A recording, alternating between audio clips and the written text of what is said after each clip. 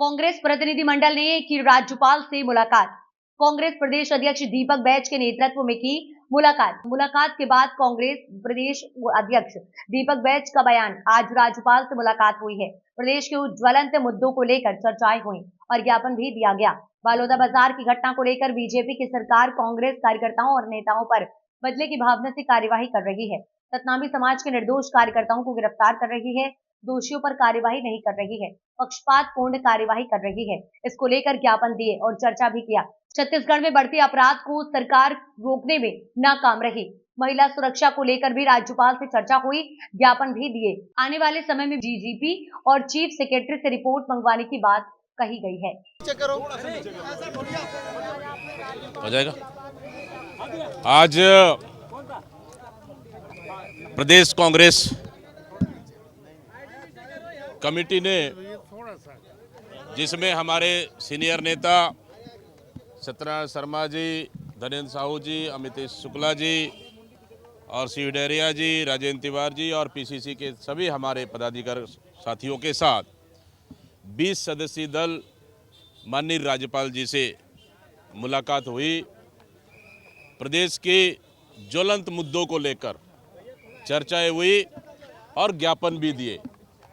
वो मुद्दे हैं कि बलौदा बाजार की घटना को लेकर जिस तरह से भारतीय जनता पार्टी की सरकार कांग्रेस के कार्यकर्ता और नेताओं के ऊपर बदले की भावना से कार्रवाई कर रही है, साथ ही सतनामी समाज के निर्दोष कार्यकर्ताओं को गिरफ्तार कर रही है और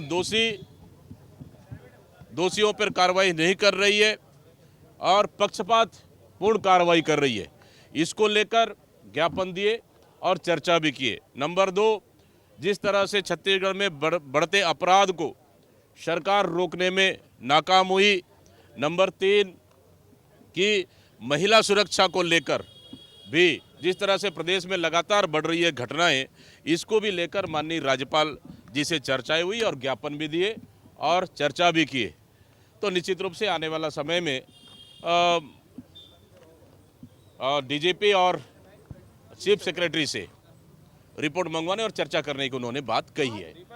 कलेक्टर की कॉन्फ्रेंस है, मुख्यमंत्री ने कही है, क्या देखते हैं कि प्रशासन कहीं ना कहीं मुख्य बन के बैठा है। हाँ, कलेक्टर और एसपी की बैठक हो रही है मुख्यमंत्री ने। बिल्कुल। क्या सरकार बनने के बाद 9 महीने की सरकार कंप्लीट हुई है, क्या कितनी बार इस सरकार ने कलेक्टर और एसपीओ की बैठकें और कॉन्फ्रेंस ली गई? सवाल नंबर 1। जिस तरह से कांग्रेस लगातार जनहित को मुद्दा को उठाते हुए बिगड़ते कानून व्यवस्था को उठा रही है लगातार और सड़कों पर भी लड़ाई लड़ रही है, इसी का नतीजा है कि सरकार डरी हुई है और कलेक्टर और एसपीओ को कड़े निर्देशित कर दिए गए हैं।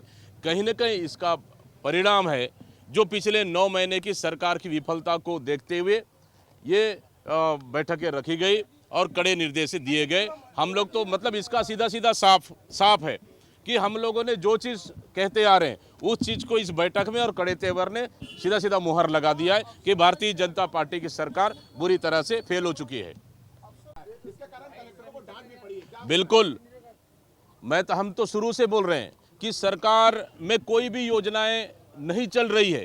ये सरकार सिर्फ पिछली सरकार योजनाओं को बंद करना और उनको नाम बदलना और पिछली सरकार के कामों को भूमि पूजन करना और उद्घाटन करना, उसी में ये सरकार सीमित है।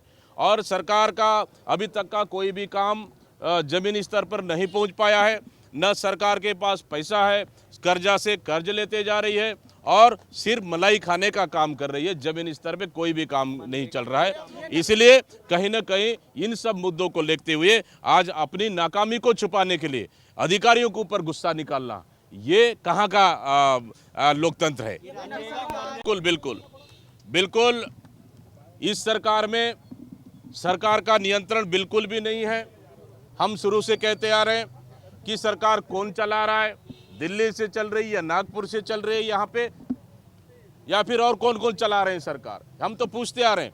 या फिर कोई वो क्या बोलना चाहिए उसको कंट्रोल से चल रही है। नहीं, वो हमारा क्या बोलते हैं, तो एक एक्सीडेंटल कलेक्टर प्लस क्या मंत्री चला रहे हैं क्या इस सरकार को। यही तो कह रहे हैं कि इस सरकार में कोई भी नियंत्रण नहीं है।